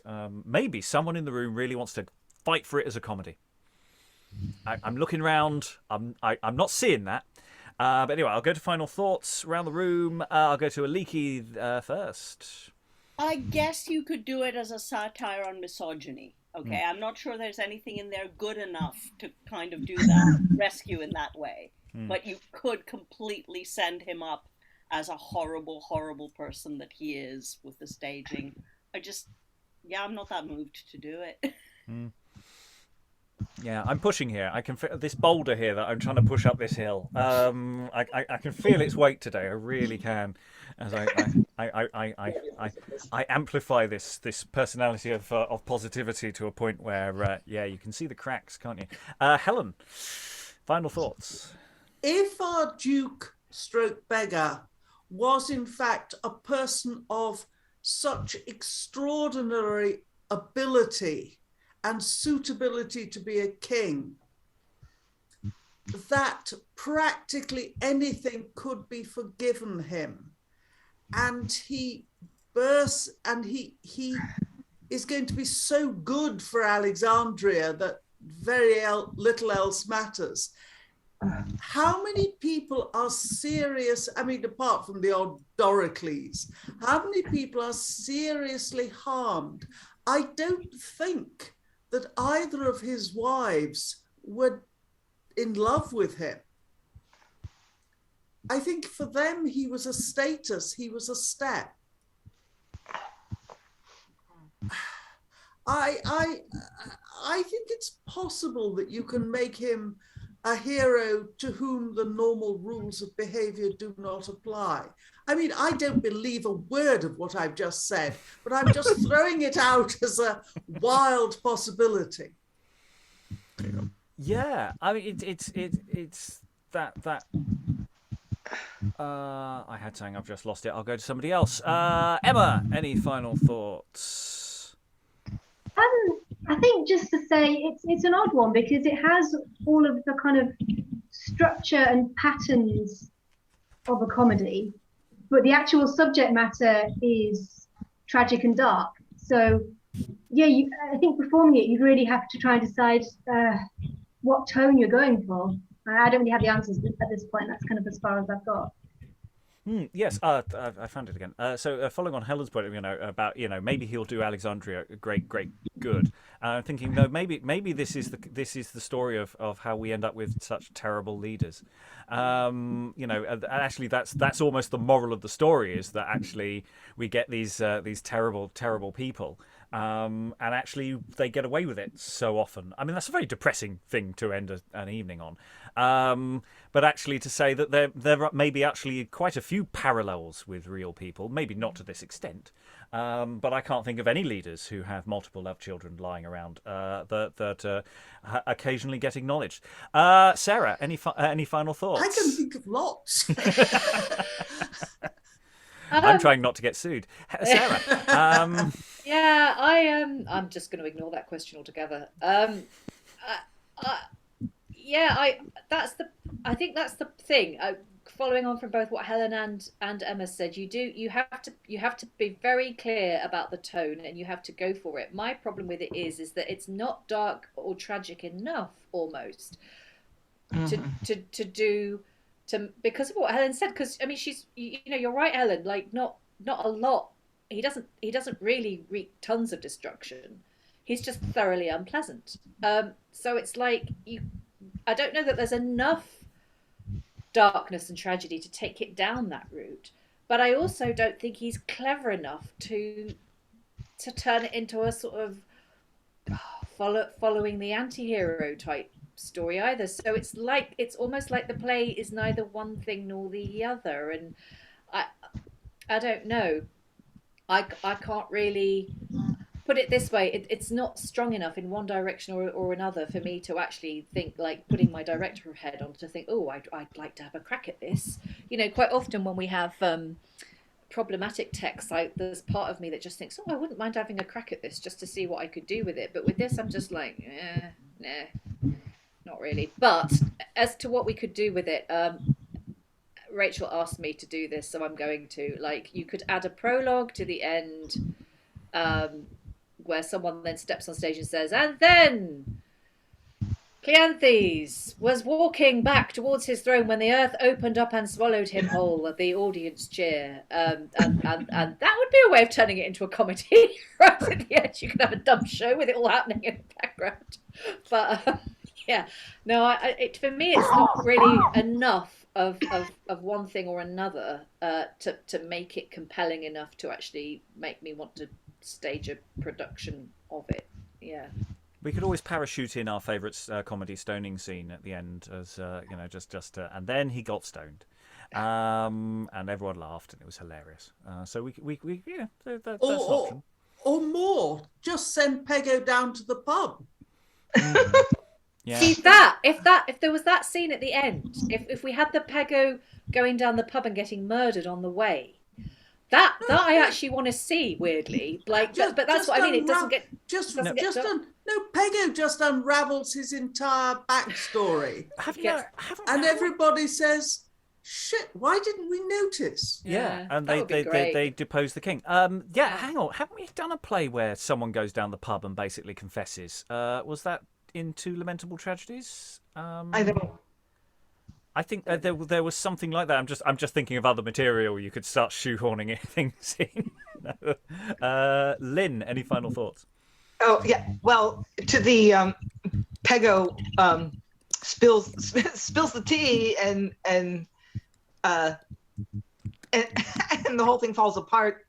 That sort of imagined scenario. What it reminds that possibility is kind of like the end of Revenger's Tragedy, where Vendice and his brother are like, by the way, we did this.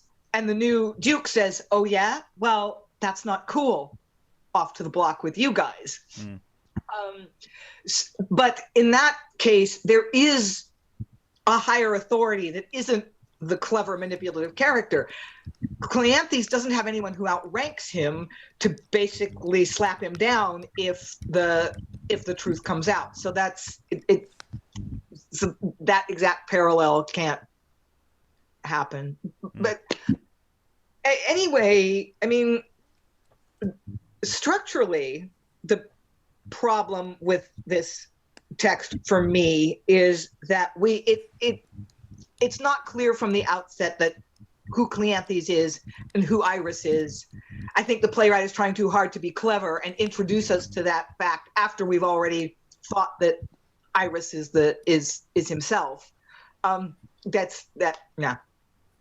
You know, you'd have to market it as the Blind Beggar of Alexandria or the Revenge of Cleanthes, and maybe have like a dumb show at the beginning to show how all of this gets set up, so everyone knows that Cleanthes is the puppet master. I think that's kind of solvable, but the problem with the Queen is not. I really, really, really hate the Potiphar's wife trope. I really hate that. That the woman who doesn't get what she wants takes revenge on the person that she's had this passionate love for. I mean, I realize people do that. People in power, whether they're men or women, can do really horrible things. But I just think that the problem of the Queen and the fact that that's not even resolved, that's one of many possibly fatal problems with this play. Yeah, I mean, following on from Sarah's point of the, it doesn't go too far enough one way or the other for it to land anywhere. I mean, we did the other week the Fair Maid of Bristow, which is just so absurd. I mean, it's a sort of spoof in its own right.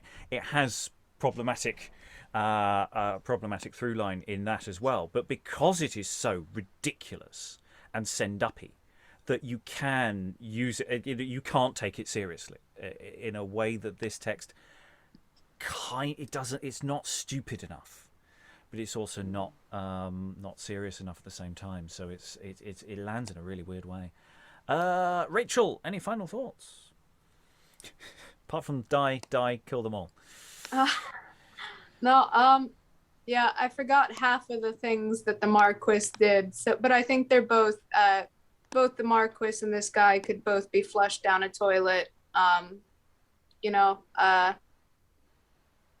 really don't know. There's, I agree with a lot of what Sarah said, that it's really not, it's not dark enough to be a dark comedy. It's not, he's not clever enough for us to cheer for him. I agree with what Lynn said, that I really hate that trope of this woman saying, I don't know, this perception of that the woman's crying a fake sexual assault to get revenge on a man. I don't like those types of things either.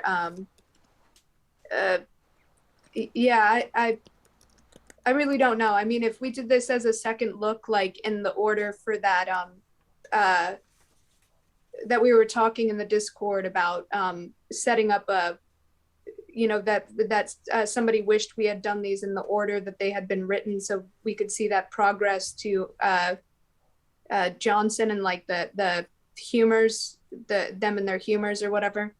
I forget the title. I forget everything. I'm so tired this morning, but I would like to see, that a progress to Johnson in a second look, even though I don't particularly enjoy this particular play. but to get the context of that and what people were working with in that literary conversation is interesting to me. Yes, because we have various people talking about their humours and the humorous nature of their attitudes. It doesn't come through in that very pointed way that it does in those later plays in Humorous Day's Mirth and Every Man in His Humour that we have already done.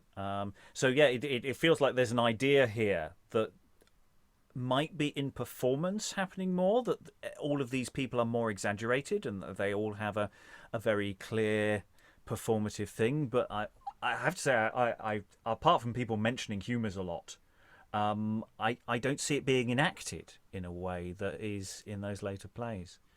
So that's interesting, because I might not have even noticed that it was a humours play on that level if we had done it the right way around.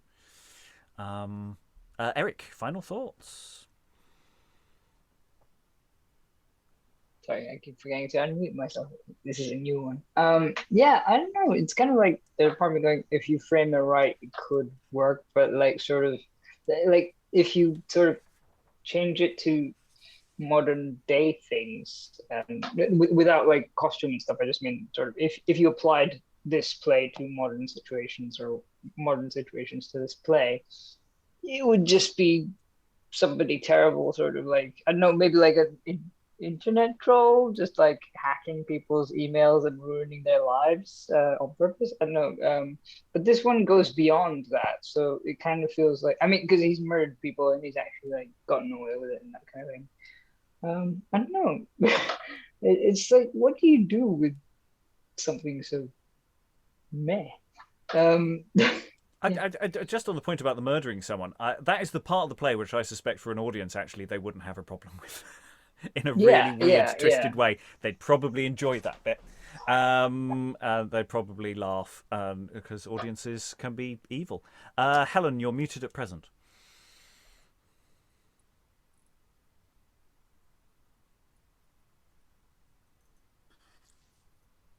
From an early modern point of view, being a rich widow married to a king is not an unhappy ending. Sorry about that. Aliki, did you want to step in? No, I agree it's not. I don't think they are that badly, they don't come out of it that badly, but they've been grossly mistreated in the manner of it. The deception and the just, he had no reason to do that. But if they don't know, they're not harmed. I would argue that they are, but I mean, it's different, sort of, sorry, it's devil's advocate time here. I just don't think it's worth it, Helen. Because we are talking across two different things in the sense we can understand entirely why the early modern audience wouldn't have a fundamental problem with what this play is doing. I think it's a fundamental problem of that challenge which I always put to the room, which is what can we do with it today? Because ultimately the play has to be alive today. Put it in a drawer. Read it. That's unfortunately not our starting point, Helen. It just gets pushed, shall we say, slightly further down the what the fuck do we do with this later pile. But maybe someone will come up with a solution. There's definitely material in this which can be culled and used. I think there's some scenes that are quite nice. The way the disguise stuff functions is quite interesting, and I think there's lessons there for playwrights today to learn from. There's some good setups for a lot of those scenes, and individually a lot of the scenes work reasonably well. We don't have a lot of time, but I'll go to Sarah briefly, then Rachael. There are indeed some fantastic setups, and going back to what you were saying a minute ago about how you don't think the early modern audience would have had a problem with the murder. Actually, I mean, I don't think a modern audience would too. That, for me, at that point when he murdered Doricles, I'm like, oh, right, this is getting interesting. And like if the play had then gone down that route, and actually it had all then come out that actually this had all been like a major clever plot to sort of maneuver himself into a position of power, which is what I thought was happening. It would have been actually really quite satisfying. And I wonder if there's a way to kind of, if you cut a few lines of the dialogue, the ones that kind of, where he suggests that he doesn't really have a clue what's going on and it's just all turned out really well. And you actually then inserted with some sort of non-verbal mime or just characters doing stuff in the background or him doing stuff in the background to actually suggest that he does actually know what is going on and he is puppeteering the whole thing. That might be a way of maybe saving it from being a mere play, but I don't know if it's possible. Rachael. I don't know. Maybe Mandrake Baby could be brought into some. You know how there's the horse. There's the horses plays, and the school plays, and the gambling, and the early modern. I wonder if you could create a new category of Mandrake Baby if we ever have a Mandrake Baby again. Yeah, just random people turning into twigs. Groot turns up and stomps on him. Sadly, we have run out of time. I'm going to have to close the session. This has been an interesting journey. It's definitely one to chew on. It has had a modern performance history, I believe. One of our readers has said that they've seen it in some form of performance way. So I'm now really quite curious to see how that landed, or in the practicalities. Because sometimes in a Zoom session like this, we dig down to what a play is actually about, as opposed to what the audience perceives it's about. And sometimes people can come out of a play and completely miss so much of what's going on some level. So maybe people have got away with it, but we don't think we will. And on that cheerful note, thanks to all the wonderful readers for all their wonderful reading. Thank you very much, and goodbye. No bloody count.